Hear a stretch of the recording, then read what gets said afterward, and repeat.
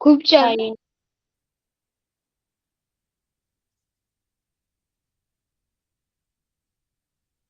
बरं, आपण कुठे आलेलो, कुठपर्यंत शिकलो होतो आपण?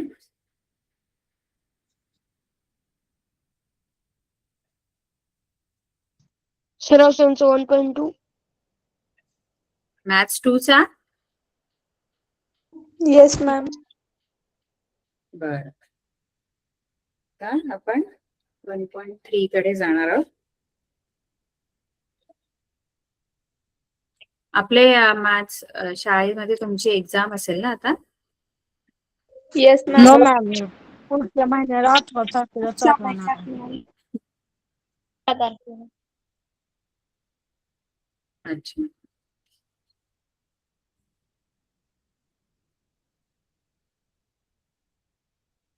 तर आपण आता पुढचा आपण 1.3 कडे वळूया. आपलं 1.3 मध्ये आहे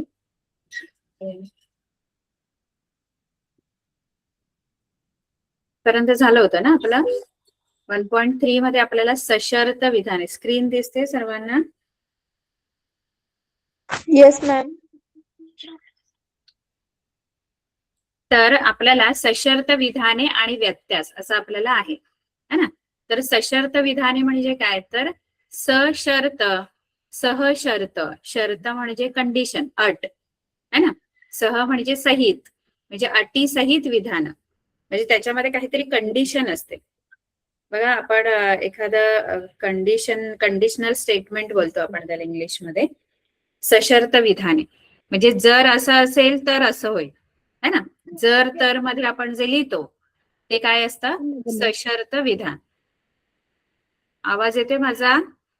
येस मॅम. जर असं असेल तर तसं होईल है ना. जर आणि तर, जर आणि तर मध्ये जी जर ही कंडिशन असते, जर असं असेल तर असं होणार है ना.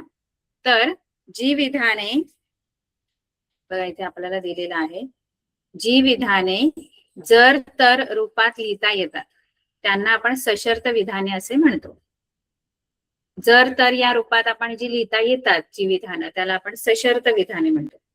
आता जरने सुरू होणारे जे विधान असतं, दोन, एक जरच्या पुढे एक विधान असतं आणि तरच्या पुढे दुसरं विधान असतं. मग जरच्या पुढे जे विधान आहे त्याला आपण पूर्वार्ध किंवा पूर्वांग असं म्हणतो, आणि तरने सुरू होणारं जे विधान आहे त्याला उत्तरार्ध किंवा उत्तरांग असं म्हणतात. पूर्वार्ध किंवा पूर्वांग. जरने सुरू होणारं जे वाक्य आहे किंवा विधान आहे त्याला पूर्वार्ध म्हणतात किंवा पूर्वांग म्हणतात, आणि तरने सुरू होणारं जे आहे विधान त्याला उत्तरांग किंवा उत्तरार्ध असं आपण म्हणतो. ठीक आहे. आता सशर्त विधान, आता समजा बघा आपण खूप सारे चौकोनांचे गुणधर्म शिकलो, त्रिकोणांचे गुणधर्म शिकलो की नाही. म्हणजे आता आपण समजा, आवाज येतोय माझा? Yes ma'am. आता समजा आपण बघा वेगवेगळे चौकोनांचे प्रकार शिकलो, समांतरभुज चौकोन, समभुज चौकोन, आयत, शिकलो का आपण 8वी मध्ये वगैरे? हे चौकोनाचे वेगवेगळे प्रकार शिकलो है ना. तर माझं तर म्यूट कर.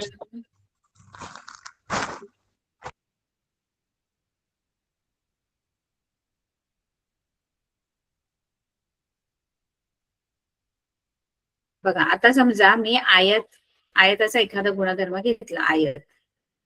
तर आयताचा गुणधर्म काय आहे की आयताचे जे कर्ण आहेत, आयताचे कर्ण एकरूप असतात. हा एक गुणधर्म आहे आयताचा. आयताचे कर्ण जर आहेत, कर्ण जे असतात ते एकरूप असतात. कर्ण माहित आहे काय असतं? आता समजा हा ABCD हा आयत आहे, तर आयताचे कर्ण कोणते आहेत त्याच्यामध्ये? या आयताचे कर्ण कोणते आहेत? कर्णांची नावं सांगा. या ABCDचे कर्ण कोणते आहेत? बघा, समोरासमोरील शिरोबिंदू जोडणारा जो आहे त्याला कर्ण म्हणतात. म्हणजे ए ला, हा बरोबर, कर्ण AC आहे एक, आणि दुसरा कर्ण कोणता आहे? दुसरा कर्ण आहे कर्ण डी, डी, डी, बी. आता हे दोन्ही कर्णांची जी लांबी आहे ना, ही दोन्ही कर्णांची लांबी सारखी असते आयतामध्ये. आयत जर असेल ना हा चौकोन, तर याच्यामध्ये दोन्ही कर्ण जे आहेत ते एकरूप असतात. म्हणजे दोन्ही कर्णांची लांबी सारखी असते, एसी आणि पीडी. ठीक आहे. तर आता हा जो गुणधर्म आहे, हा गुणधर्म आहे आयताचा. म्हणजे जर चौकोन जर आयत आहे ना, तर मग त्याचे कर्ण एकरूप असणारच. आता हे ही जी हा जो गुणधर्म आहे आयताचा, या आयताच्या गुणधर्माला आपण सशर्त विधानामध्ये कसं लिहू शकतो? म्हणजे हाच गुणधर्म मला सशर्त विधानात कसा लिहिता येईल? तर नीट लक्ष द्या. कसं लिहायचं? समजा एखादा गुणधर्म आपल्याला दिला असेल, कोणाचाही, चौकोनाचा देऊ दे किंवा एखाद्या त्रिकोणाचा देऊ दे, तर आपण ते सशर्त विधानात कसं रूपांतरित करायचं? तर आयताचे कर्ण एकरूप असतात. हे गुणधर्म आहे, हा गुणधर्म आहे आयताचा. मग कर्ण एकरूप असतात, पण कधी? जर दिलेला चौकोन हा आयत असेल तर. जर दिलेला चौकोन हा आयत असेल तरच त्याचे कर्ण एकरूप असणार. कोणत्या पण चौकोनाचे नाही. मग हे सशर्त विधान कसं लिहिणार आपण? जर तर मध्ये लिहायचंय ना, सशर्त विधानमध्ये जर तर असे शब्द आले पाहिजे. आणि हा जो गुणधर्म आहे, हाच गुणधर्म मला जर तरच्या भाषेमध्ये लिहायचंय. मग कसं लिहेन मी? जर दिलेला चौकोन, आता हा चौकोन आहे, चौकोनाचा प्रकार आहे, आयत हा चौकोनाचा प्रकार आहे. मग जर तो दिलेला चौकोन काय असेल? आता चौकोनाचे अनेक प्रकार आहेत. समांतरभुज आहे, समभुज आहे, आयत आहे, चौरस आहे, समलंब चौकोन आहे, पतंग आहे, असे चौकोनाचे अनेक प्रकार आहेत. तर त्याच्यापैकी हा चौकोन कोणता असला पाहिजे तर त्याचे कर्ण एकरूप असतात? चौकोन कोणत्या प्रकारचा असला पाहिजे?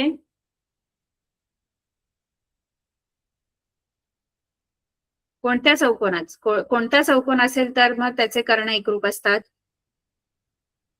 गुणधर्म काय आहे? आयताचे कर्ण एकरूप असतात. म्हणजे तो चौकोन कोणता असला पाहिजे? आवाज येतोय माझा? चौकोन. आयत. आयत. हा गुणधर्म आहे की नाही? हा गुणधर्म आहे की नाही? आयताचे कर्ण एकरूप असतात, हा गुणधर्म आपण लिहितो. पण तोच गुणधर्म जर तरच्या स्वरूपात कसा लिहायचा? सोपा आहे. जर दिलेला चौकोन आयत असेल तर त्याचे कर्ण एकरूप असतात. म्हणजे गुणधर्मालाच आपण सशर्त विधानामध्ये रूपांतरित केलं. फक्त जर तर कसं वापरायचं ते मी तुम्हाला सांगते. जर दिलेला चौकोन आयत असेल तर त्याचे कर्ण एकरूप असतात. त्याचे म्हणजे त्या चौकोनाचे, त्याचे म्हणजे त्या चौकोनाचे, तर त्या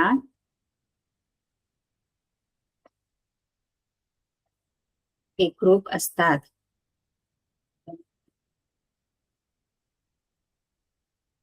जर दिलेला चौकोन आयत असेल तर त्या चौकोनाचे कर्ण एकरूप असतात. कळलं? जर तर मध्ये आलं बघा, जर तर, है ना? कळते का? Yes ma'am. Yes ma'am. आणखी एक आपण गुणधर्म घेऊ. समजा समभुज चौकोन आहे, समभुज चौकोन. हा, समभुज चौकोनाचा एक गुणधर्म आपण घेऊ. समभुज चौकोन जो असतो की नाही, समभुज चौकोनाचे कर्ण परस्परांचे लंब दुभाजक असतात. हा समभुज चौकोनाचा एक गुणधर्म आहे. परस्परांचे लंब दुभाजक असतात. म्हणजे कर्ण जे आहेत ना, याचे कर्ण एकरूप नसतात, तर त्याचे कर्ण परस्परांचे लंब दुभाजक असतात. म्हणजे काय? समजा हा एबीसीडी समभुज चौकोन असेल तर त्याचे जे कर्ण आहेत, ते कर्ण एसी आणि बीडी हे एकमेकांना लंब असतात. म्हणजे इथे 90 अंशाचा कोन तयार होणार. जिथे ते कर्ण एकमेकांना भेटणार, म्हणजे ओच्या इथे, आता समजा हा ओ मध्ये दोन्ही कर्ण एकमेकांना भेटले की नाही, तिथे ते एकमेकांना लंब असतात. म्हणजे तिथे 90 अंशाचा कोन करतात ते कर्ण. जिथे ते छेदतात की नाही एकमेकांना, तिथे हे चारी कोन जे बनतात हे 90 अंशाचे असतात, चारही कोण जिथे भेटतात तिथे त्याला लंब असणं म्हणतात. आणि दुभाजक म्हणजे काय, तर दोघं पण एकमेकांचे समान भाग करतात. दोघं पण एकमेकांना जिथे भेटतात ना तिथे दोघांचे पण सारखे भाग होतात. म्हणजे काय, आता हा पूर्ण एसी जर पूर्ण 10 सेंटीमीटर असेल है ना, बघा त्यांची लांबी सारखी नसते, ती आयतामध्ये असते. आयतामध्ये कर्ण एकरूप असतात, इथे कर्ण एकरूप नसतात, कर्णांची लांबी वेगळी वेगळी असते. पण जिथे ते छेदतात की नाही तिथे ते एकमेकांचे सारखे भाग करतात. म्हणजे एसी जर 10 असेल आणि बीडी जर 8 असेल किंवा डीबी जर 8 असेल तर हा एओ किती असेल, एओ आणि सीओ किती असेल आणि बीओ आणि डीओ किती असेल 10. सांगू शकतो का?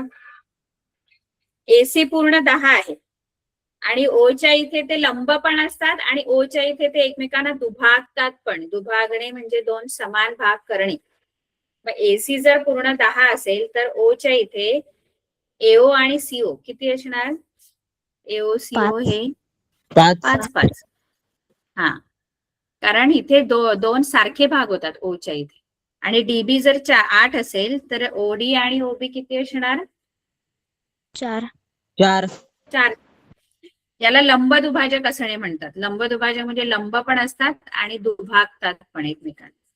ते सारख्या लांबीचे नसतात, लांबी त्यांची वेगळी वेगळी असते, पण ते दोघं पण एकमेकांचे सारखे भाग करतात आणि दोघंही एकमेकांना लंब पण असतात.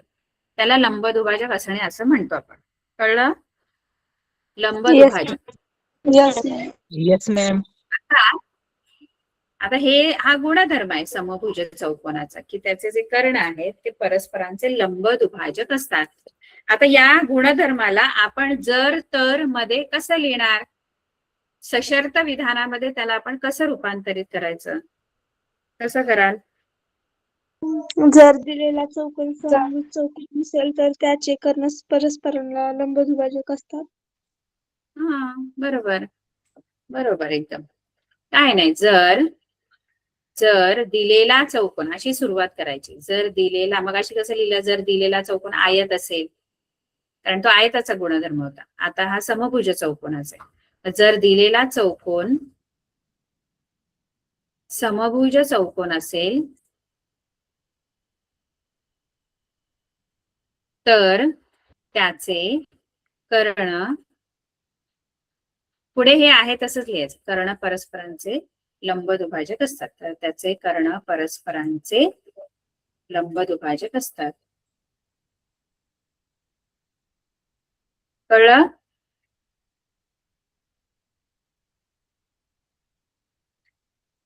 Yes, ma'am.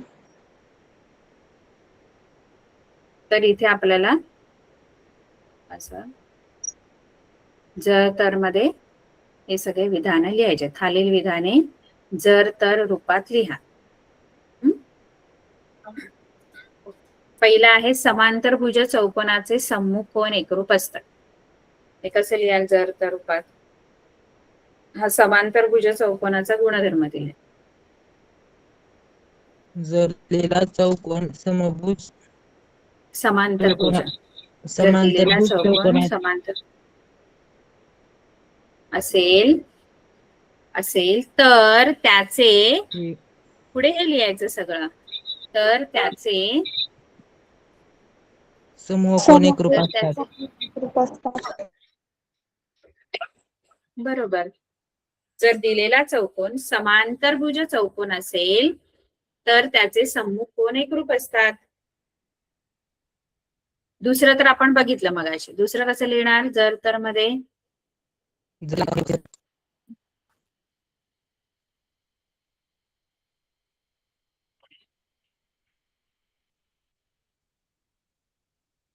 कसं लिहिणार? जर दिलेला चौकोन समभुज चौकोन असेल तर त्याचे सम्मुख कोन एकरूप असतात. नाही, दुसरं जर आयताचे कर्ण एकरूप असतात. नाही. जर दिलेला चौकोन आयत असेल आयताचे कर्ण एकरूप असतात. मग तो जर तर मध्ये आपल्याला लिहायचंय. जर दिलेला चौकोन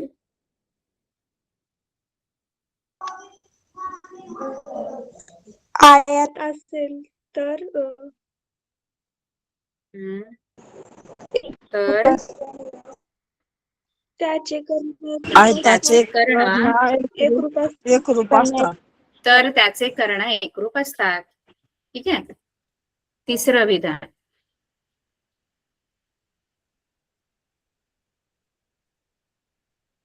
समद्विभुज त्रिकोणात शिरोबिंदू व पायाचा मध्यबिंदू यांना जोडणारा रेषाखंड पायाला लंब असतो. असा गुणधर्म आहे की समद्विभुज त्रिकोण, आता त्रिकोणाचा गुणधर्म आहे, चौकोनाचा नाहीये.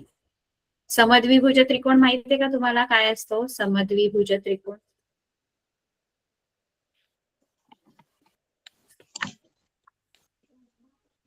समद्विभुज त्रिकोण काय असतो? समान त्रिकोणाचे प्रकार माहित आहेत तुम्हाला? त्रिकोणाचे प्रकार, त्रिकोण त्रिकोण येस बघा, त्रिकोणाचे प्रकार ना, त्रिकोणाचे प्रकार ना एक बाजूंवरून आहेत आणि कोनांवरून. तुम्हाला माहित आहे का बाजूंवरून त्रिकोणाचे कोणते प्रकार पडतात आणि कोनांवरून कोणते प्रकार पडतात? त्रिकोण त्रिकोण त्रिकोणाच्या बाजूंवरून 3 प्रकार आहेत आणि त्रिकोणाच्या कोनांवरून पण 3 प्रकार आहेत. तुम्हाला माहित आहे कोणते?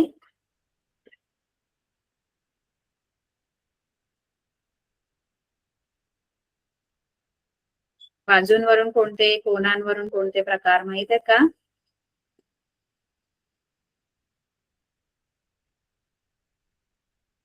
बघा, बाजूंवरून 3 प्रकार कोणते? आवाज येतोय माझा? Yes ma'am. बाजूंवरून 3 प्रकार, बाजूंवरून 3 प्रकार कोणते? त्रिकोणाचे पहिला आहे समभुज त्रिकोण.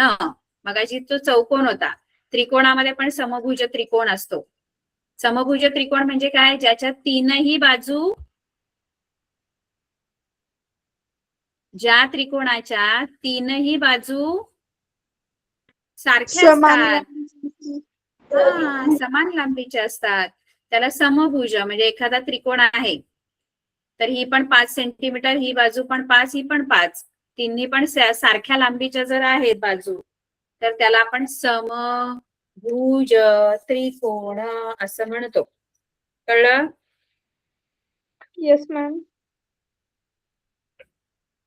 सगळ्यांना कळलं समभुज त्रिकोण येस मॅम. काय आहे? समभुज त्रिकोण म्हणजे काय? तिन्ही बाजू ज्या समान त्रिकोणाच्या लांबीच्या तिन्ही बाजू समान असतात. बरोबर. नंतर समद्विभुज, द्वी म्हणजे 2, ज्याच्या 2 बाजू समान असतात, फक्त तिसरी वेगळी असते. ज्या त्रिकोणाचा पाया वेगळा असतो आणि या 2 बाजू सारख्या असतात, ही आणि ही सारखी असते, पाया वेगळ्या लांबीचा असतो. कळलं का? पायाची लांबी म्हणजे कोणत्याही 2 बाजू सारख्या ज्याच्या असतात तो समद्वी. आणि विषमभुज म्हणजे ज्याच्या 3ही बाजू वेगवेगळ्या लांबीच्या असतात. असा 3ही बाजूंची लांबी वेगवेगळी, तो विषमभुज त्रिकोण. कोनांवरून पण 3 प्रकार पडतात. कोनांवरून कोणता? लघुकोन त्रिकोण, म्हणजे ज्या त्रिकोणामध्ये 3ही कोन 90 अंशापेक्षा छोटे असतात, लघुकोन त्रिकोण. काटकोन त्रिकोण, ज्या त्रिकोणामध्ये एक कोन 90 अंशाचा असतो, बाकीचे लघुकोन असतात, एकच कोन काटकोन असतो. आणि विशाल कोन त्रिकोण, ज्याच्यामध्ये एक कोन, 3 कोनांपैकी एक कोन 90 अंशापेक्षा मोठा असतो. तिन्ही विशाल कोन नसतात. लघुकोन त्रिकोण मध्ये 3 लघुकोन असतात, तिन्हींची मापन 90 अंशापेक्षा छोटी असतात. काटकोन त्रिकोण मध्ये एक कोन काटकोन असतो, म्हणजे एक कोन 90 अंशाचा असतो, बाकी 2ही लघुकोन असतात. म्हणजे एका कोणाचं माप 90 अंश असतं आणि बाकी दोघांचं 90 पेक्षा कमी असतं. कळते का? Yes ma'am. विशाल कोन त्रिकोणात पण एक कोन विशाल कोन असतो. विशाल कोन म्हणजे काय? 90 अंशापेक्षा जास्त मोठा असतं. मोठा. एकच कोण 3 पैकी आणि बाकीचे 2 लघुकोण असतात. आता काय आपल्याला दिलेलं आहे, आता समद्विभुज त्रिकोणाचा काहीतरी गुणधर्म दिलाय तुम्हाला आणि तो जर तरच्या स्वरूपात लिहायचे. काय दिलंय की समजा दिलेला त्रिकोण हा समभुज, आम्ही जर तर मध्ये डायरेक्ट बोलते, तुम्हाला गुणधर्म काय दिलाय की समद्विभुज त्रिकोणामध्ये, आता हा समजा समद्विभुज त्रिकोण आहे, या समद्विभुज त्रिकोणामध्ये शिरोबिंदू आणि पायाचा मध्यबिंदू, म्हणजे हा पाया आहे बीसी, बीसीचा मध्यबिंदू घ्यायचा, हा समजा बीसीचा पाया बीसी आहे, त्या पायाचा मध्यबिंदू समजा बीसीचा मध्यबिंदू पी आहे. तर हा पी ए ला जोडला ना, हा ए ला, हा पी जो आहे तो मध्यबिंदू आहे, म्हणजे बीसीचे 2 सारखे भाग पी मध्ये होतात. आणि तो ए ला जोडला ना की एपी जी आहे ना, ती एपी लंब पण असते बीसी, काय असते, पायाला लंब. म्हणजे जो मध्यबिंदू, पायाचा मध्यबिंदू आणि समोरचा शिरोबिंदू यांना जोडणारी रेषा ही पायाला लंब असते, असा तुम्हाला गुणधर्म दिलेला आहे. की समद्विभुज त्रिकोणामध्ये पायाचा मध्यबिंदू आणि शिरोबिंदू यांना जोडणारा रेषाखंड पायाला लंब असतो, असा गुणधर्म. तर जर तर मध्ये कसं लिहिणार, जर दिलेला त्रिकोण, जर दिलेला त्रिकोण समद्विभुज त्रिकोण असेल तर त्या त्रिकोणाचा शिरोबिंदू, बरोबर, आणि पायाचा मध्यबिंदू, बाकी सगळं सेम. मध्यबिंदू यांना जोडणारा रेषाखंडाला पाया लंब असतो. रेषाखंड पायाला लंब असतो. कळलं? Yes ma'am. Yes ma'am. Yes ma'am. आता ना आपल्याला सशर्त विधान कळलं, आता व्यत्यास काय बघायचंय.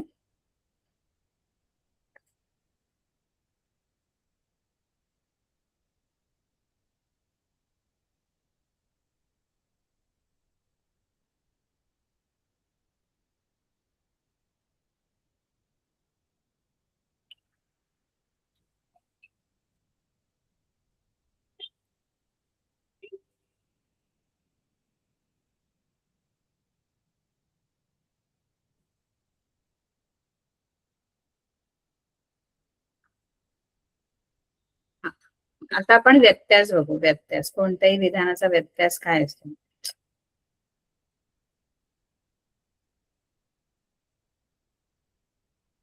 व्यत्यास म्हणजे काय माहितीये का, व्यत्यास म्हणजे विधानाची अदलाबदल, म्हणजे उलट विधान लिहायचं. जरच्या पुढचं जे विधान आहे ते तरच्या पुढे येणार आणि तरच्या पुढे जे आहे ते जरच्या पुढे येणार, है ना. म्हणजे पूर्वांग आणि उत्तरांग यांची अदलाबदल असते, है ना. म्हणजे जरच्या पुढचं जे असतं ते पूर्वांग असतं, ते उत्तरांगामध्ये जातं आणि उत्तरांगामधलं पूर्वांगामध्ये येतं. कळलं? म्हणजे आता हे समजा असं एक सशर्त विधान आहे. जर एखादा चौकोन समभुज चौकोन असेल तर त्याचे कर्ण परस्परांचे लंब दुभाजक असतात. मगाशी बघितलं ना आपण, हे आपण सशर्त विधान बघितलं, बरोबर की नाही. जर एखादा चौकोन समभुज असेल तर त्याचे कर्ण परस्परांचे लंब दुभाजक असतात.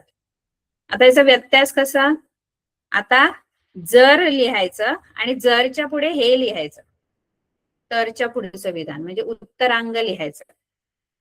जर जर त्याचे म्हणजे कोणाचे, तर चौकोनाचे, कारण तो चौकोन दिलाय. जर एखाद्या चौकोनाचे कर्ण परस्परांचे लंब दुभाजक असतात तर तो चौकोन, एखादा नाही लिहायचा, तर तो चौकोन समभुज चौकोन असतो. कळतंय का. जर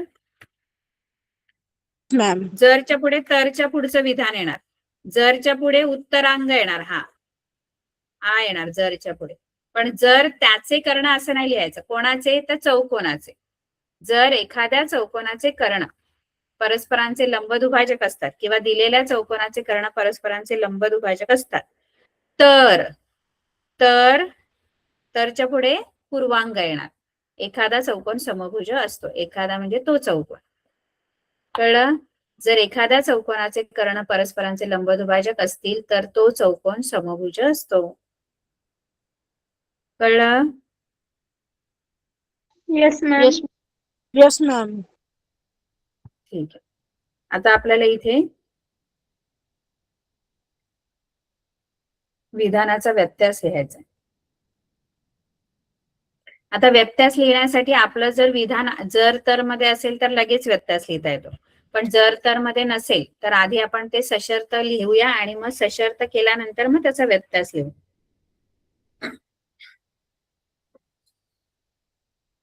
आता पहिलं विधान काय दिलंय की दोन समांतर रेषा आणि त्यांची छेदिका दिली असता होणारे व्युत्क्रम कोन एकरूप असतात.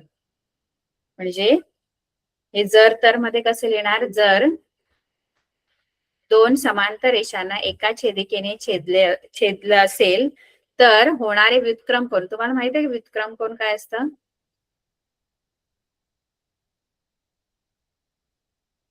समांतर रेषा माहिती आहे? समांतर रेषा येस मॅम. बघा येस अशाला मॅम. समांतर रेषा म्हणजे काय?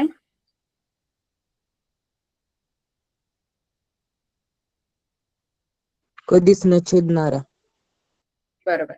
आता कसं आहे विधान माहितीये का, जर दोन समांतर रेषांना एका छेदिकेने छेदलं, तर समजा हे दोन समांतर रेषा आहेत एल आणि एम, आणि समजा ही पी जी आहे ती त्यांची छेदिका आहे.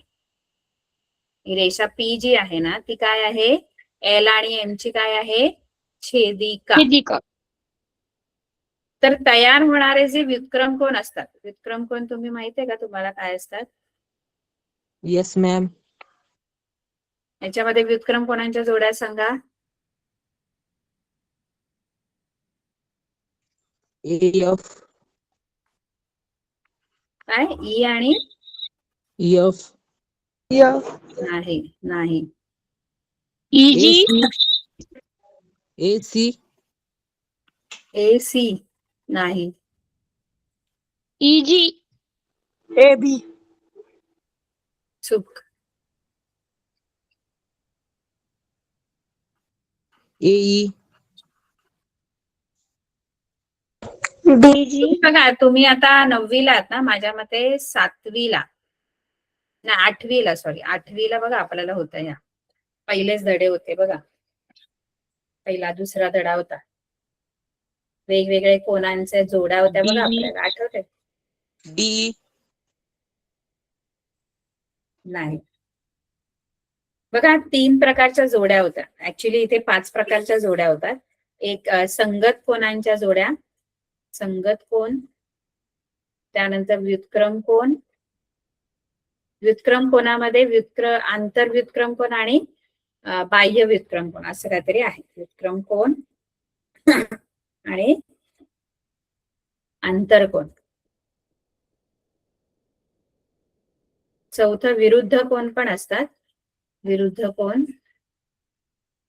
आणि रेषीय जोडीतील कोन. अशा वेगवेगळ्या जोड्या आहेत, जोड्या. या जोड्यांमध्ये असतात, एक कोन नाही. संगत कोन म्हटल्यानंतर जोडी असते, ती एका कोणाला नाही म्हणत आपण. संगत कोन ह्या सगळ्या कोनांच्या जोड्या आहेत, 2 कोन असणार. आता संगत कोन कोणते, तर संगत कोन म्हणजे इथे जो बी दिसतो ना हा, किंवा हा इथे ए दिसतो ना, तो या रेषेवर आहे ना, एल रेषेवरचा ए कोन, हा बघा ए कोन हा असा आहे. तसाच कोन एम रेषेवरचा कोणता आहे, ए जसा आहे तसाच सेम एम रेषेवरचा कोणता कोन, एम वरचा, हा एल वरचा आहे ए. जी मॅम. जी. जी. ई ई ई हा बघा असाच वरचा, वरचा डाव्या बाजूचा एम वरचा है ना. ए जसा आहे तसाच ए वरती वरच्या बाजूला डावीकडचा आहे, तसाच ई एम वरचा तसाच कोन आहे. मग ए आणि ई ची जोडी बनते, कोन ए कोन ई. त्यानंतर सेम बी बघा आहे, बी या बाजूचा आहे उजवीकडचा, तसाच एम वरचा कोणता कोन आहे,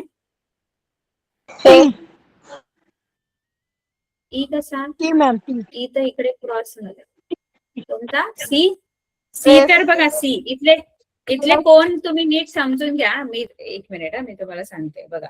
हा ए कोन असा आहे, हा ए कोन आहे, ठीक आहे. ए कोन कळला, वरचा डाव्या बाजूचा ए कोन. बी कोण वरचा उजव्या बाजूचा असा, हा बी कोण आहे.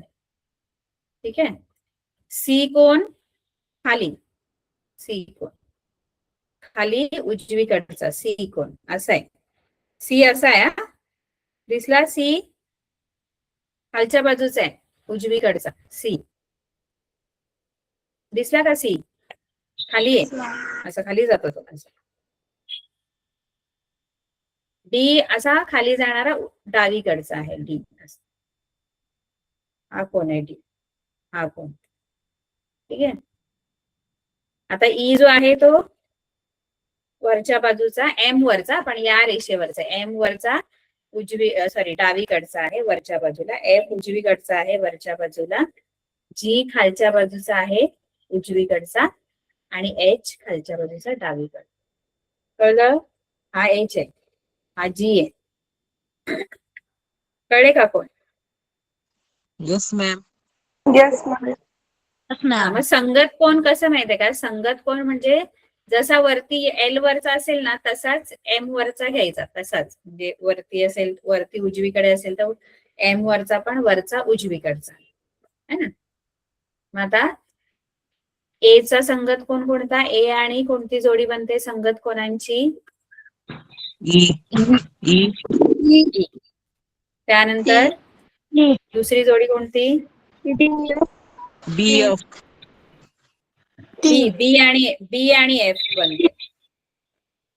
त्यानंतर असा डी जो आहे तो डी खालचा आहे असा, तसाच हा डी आणि एच खालचे कोण आहेत? हा खालचा आहे आणि हा पण खालचा आहे. डी आणि एच. सी आणि जी. सी आणि जी. सी आणि जी. कळलं? असे 4 जोड्या संगत कोणाची. Yes ma'am. व्युत्क्रम कोण म्हणजे काय माहितीये का? व्युत्क्रम कोण म्हणजे क्रॉस वाले. त्याच्यात आंतर व्युत्क्रम कोण असतं आणि बाह्य व्युत्क्रम कोण. म्हणजे क्रॉस वाले घ्यायचे. म्हणजे हे बघा डी आणि एफ, सीई हे आतले दोन रेषांच्या आतले. हा ए जी हे बाहेरचे. ए जी आणि बी हे सगळे बरोबर हे व्युत्क्रम कोण आहे. त्यानंतर आंतर कोण म्हणजे आतले सरळवाले म्हणजे हे दोन आतले 2 रेषांच्या आतले. डीई आणि दोनच जोड्या. आंतर कोणाच्या 2च जोड्या. बाकी संगत कोण व्युत्क्रम कोणाचे 4-4 बनतात. आंतर कोणाच्या 2च अशा सरळवाल्या. डीई आतले 2 रेषांच्या आतले कोण.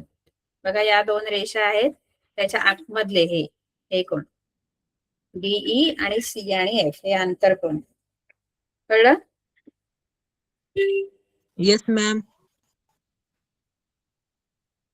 आता विरुद्ध कोण वगैरे तुम्हाला माहिती आहे. विरुद्ध कोणाच्या जोड्या किती कोणत्या आहेत? विरुद्ध कोण. हा विरुद्ध कोण म्हणजे बीडी असे समोर क्रॉस वर असे वर. बीडी ईजी. हा बीडी ईजी एच ह्या जोड्या एकाच रेषेवरच्या असतात. ह्या ज्या जोड्या आहेत ना ह्या एकाच रेषेवरच्या आहेत. म्हणजे आता या ज्या जोड्या आहेत ना याच्यामध्ये कसं असतं की एक कोण वरच्या रेषेवरचा एल रेषेवरचा आणि एक कोण एम रेषेवरचा असं असतं ह्याच्यामध्ये या तिघांमध्ये.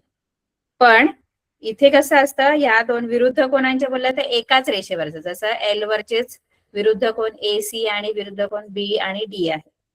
कळते का? Yes ma'am.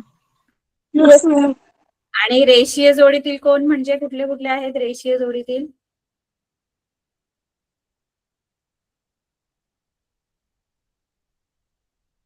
रेषीय जोडी म्हणजे जे एकाच रेषेवरचे आहेत. म्हणजे कसे असतात माहिती का रेषीय जोडीतले कोण असे असतात. म्हणजे एक इकडचा कोण इकडे जाणारा असा आणि असा है ना. बघा आता समजा 2 रेषा एकमेकांना छेदत असतील ना तर तिथे खूप साऱ्या जोड्या रेषीय जोडीच्या बनतात. बघा आता इथेच तुम्हाला दाखवते मी. ए आणि बी ही रेषीय जोडी आहे. बघा एकाच रेषेवरचे 2 कोण आहेत. एक इकडे आणि एक इकडे जातो ए बी. त्यानंतर AD पण EF. बनते. AD या रेषेवरचे A आणि D बघा, AD बघा, AD पण बनते जोडी. एक असा कोण जातो इकडे, EH. एक त्या बाजू. EH. हा, AB, कोण A कोण B आणि कोण A कोण D. अजून इथे चार जोड्या होतात आणि इथे 4, अशा एकूण 8 जोड्या होतात रेषीय जोडीच्या. कोण A कोण D. अजून इथली 4 EF. नावं सांगा. इथली नाही, हा, इथली सांगा AD. आधी, इथली वरची. AD. AD लिहिला. कोण A कोण B, कोण A BC. कोण D, BC. BC. कोण B कोण C. हा, आणि BD. नाही, B आणि D रेषीय जोडीतले आहेत का? B आणि D CD. ते विरुद्ध आहेत. CD. B आणि D CD. कोणती जोडी बनवतात? B आणि D कोणती? नाही, विरुद्ध. B आणि D विरुद्ध कोणांची जोडी बनवतात?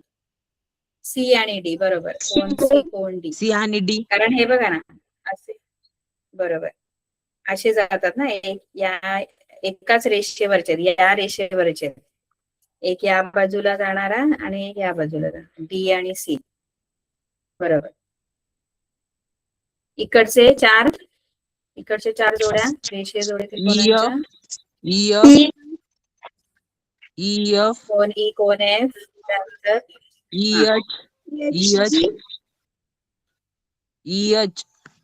E आणि H. कोण E and H. FG. HG. बरोबर. H आणि G. FG. बरोबर. कळलं? या सगळ्या रेषीय जोडीतील कोणांच्या जोड्या, या जोड्या लक्षात ठेवायच्या. कळलं? आता यांच्यासाठी अट काय आहे माहितीये का? बघा, आपण विरुद्ध कोण रेषीय जोडीतील कोण, विरुद्ध कोण हे नेहमी एकरूप असतात, कारण विरुद्ध कोण हे एकाच रेषेवर बनतात, त्यामुळे विरुद्ध कोण एकरूप असतात. रेषीय जोडीतील कोण हे पूरक असतात. रेषीय जोडीतील कोण कसे असतात? पूरक. पूरक म्हणजे काय? त्यांची बेरीज जी आहे ती 180 अंश असते. म्हणजे आता A आणि B हे जे दोन रेषीय जोडीतील कोण आहेत ना, हा A, कोण A आणि कोण B, या दोघांची जर बेरीज बघायला गेलात तर 180 अंश असते. कळलं का? कोण A अधिक Yes, कोण ma'am. B, कोण A अधिक कोण D, त्यांची बेरीज 180 अंश. पूरक असतात ते, पूरक. ठीक आहे.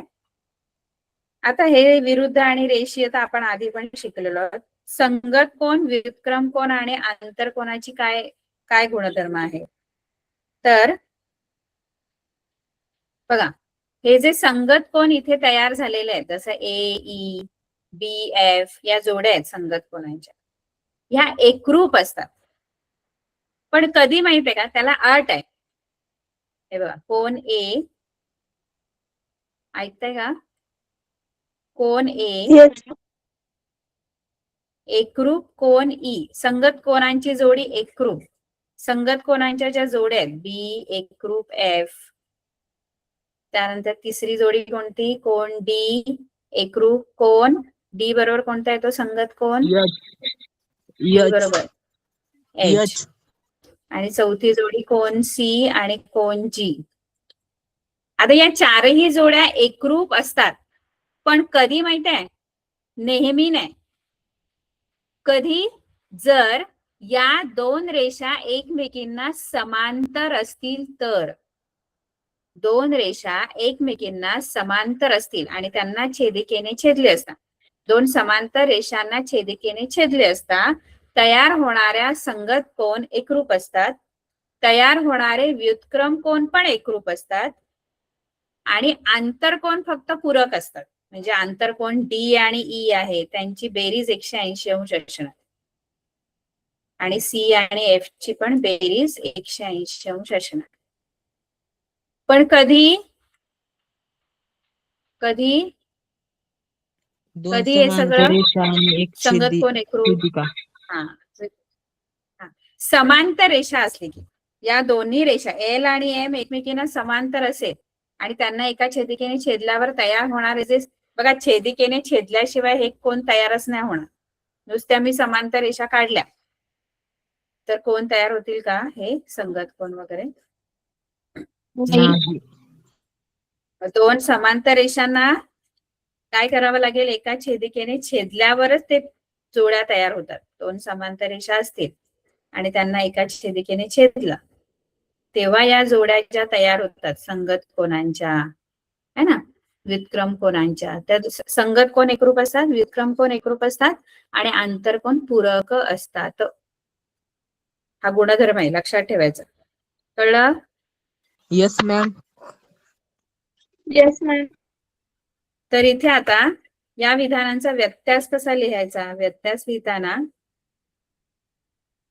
दोन समांतर रेषा व त्यांची छेदिका दिली असता होणारे व्युत्क्रम कोण एकरूप असतात. याचं उलट लिहायचं. म्हणजे जर कसं लिहायचं माहितीये का, जर दोन रेषांना एका छेदिकेने छेदले असता तयार होणारे व्युत्क्रम कोण एकरूप असतील. उलट विधान पण सत्य आहे. म्हणजे रेषा समांतर असल्या तर व्युत्क्रम कोण एकरूप असतात आणि उलट विधान पण सत्य आहे, व्यत्यास पण सत्य आहे.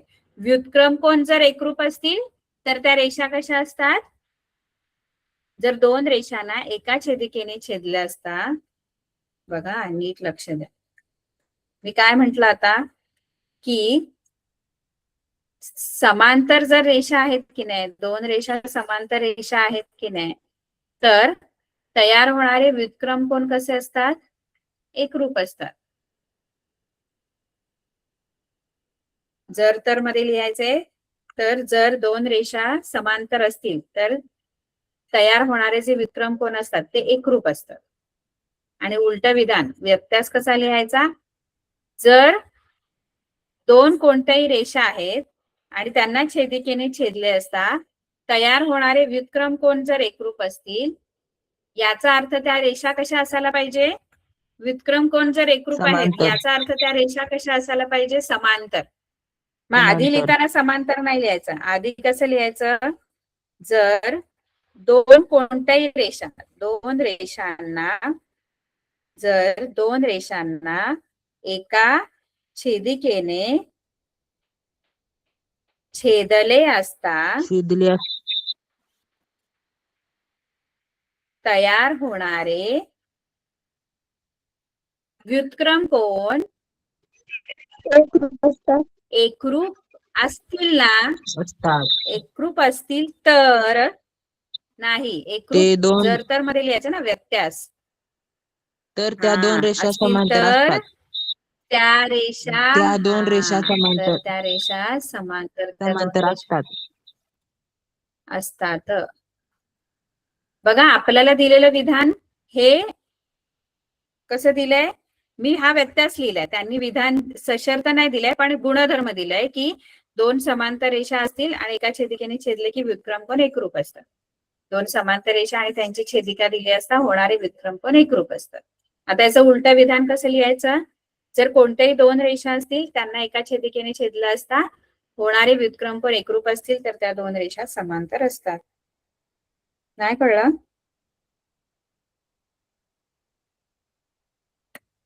Yes ma'am. Yes ma'am. कळलं का? Yes ma'am. Yes ma'am. आता पुढे दोन रेषांना एका छेदिकेने छेदल्यावर होणाऱ्या आंतरकोनांची एक जोडी पूरक असेल तर त्या रेषा समांतर असतात. तर त्या रेषा म्हणजे हे जर आहे, जर दोन रेषांना म्हणजे कोणत्याही दोन रेषांना एका छेदिकेने छेदल्यावर आंतरकोनांची जोडी पूरक असेल तर त्या रेषा समांतर असतात. याचा व्यत्यास कसं लिहाल, जर दोन समांतर रेषा एका छेदिकेने छेदल्या असताच तयार होणाऱ्या आंतरकोनांची जोडी पूरक असते. हा बरोबर आहे, पण तर आला नाहीये. जर दोन समांतर रेषांना एका छेदिकेने छेदलं असेल तर तयार होणारे जे आंतरकोन आहेत, आंतरकोनांची जोडी आहे ती काय असते, पूरक असते. जर तर यायला पाहिजे. कळलं? Yes, ma'am. त्यानंतर आयताचे कर्ण एकरूप असतात. जर जर एखाद्या व्यत्यास लिहायचा, चौकोना जर दिलेल्या चौकोनाचा कोणाचा कर्ण काय? एकरूप असतील तर तो चौकोन आयत असतो. बरोबर आहे. जर कोणताही चौकोन आहे त्याचे कर्ण एकरूप आहे तर मग तो चौकोन काय आहे? आयत आहे. मगाशी आपण जे विधान लिहिलं ना, सशर्त विधान लिहिलं बघा, याचं आपण त्याचं उलट करायचं. काय लिहिलेलं आपण सशर्त विधान आयतासाठीच? हा बघा, जर दिलेला चौकोन आयत असेल तर त्या चौकोनाचे कर्ण एकरूप असतात. आता हे विधान व्यत्यास मध्ये लिहायचंय. जर लिहून उत्तरांग लिहायचं. जर त्या चौकोनाचे, पण त्या चौकोनाचं नाही लिहायचं, एखाद्या चौकोनाचं कोणतंही. जर एखाद्या चौकोनाचे कर्ण एकरूप असतात तर कर्ण एकरूप, तो चौकोन आयत तो असतो. चौकोन आयत असतो. कळलं सर्वांना? Yes ma'am. ठीक आहे. तर इथे तुम्हाला काही सशर्त विधाने बघा लिहायला सांगितले आणि इथे व्यत्यास पण लिहायला सांगितले. तर बघा येतात का ट्राय करून सशर्त स्वरूपात. ठीक आहे. एक इथे प्रमेय, आपला एक प्रमेय आहे की जे विरुद्ध कोन असतात, दोन रेषा एकमेकांना छेदल्यावर जे विरुद्ध कोन आपण बघितलं, विरुद्ध कोन कसे असतात? विरुद्ध कोनांच्या जोड्या कशा असतात? म्हणजे बघितलं ना आपण विरुद्ध कोनांच्या जोड्या, दोन रेषा. आता इथे विरुद्ध कोन कोणते कोणते दिसतात या आकृतीमध्ये? AC BD. ए आणि सी, डी डी, आणि या एम वर EG आणि FH, F. या विरुद्ध कोनांच्या जोड्या.